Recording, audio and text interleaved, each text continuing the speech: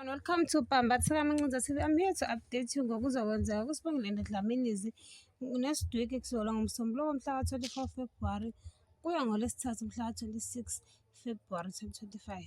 NgoMsombuluko ngomhla ka-24 February 2025, uKwenzo and Thabisile find common ground, and a trip to the sea seals their bond.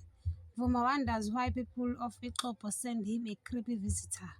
Wenzeni is jealous of praises that Themba gets every 10. NgoLwesibili mhla 25 2025, mhla 25 February 2025, both Sibongile and Nkwenzo are struggling with their long-distance relationship. Uwenzeni finds a way to sabotage Themba's future as a soccer player. Ntombela exaggerates what he sins. Uvuma become more trouble about the Oli.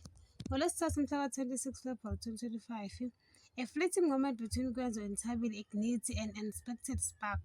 Samke tells Vuma about a spiritual battle between this world and the next, with Manqoba trapped at the heart of the conflict.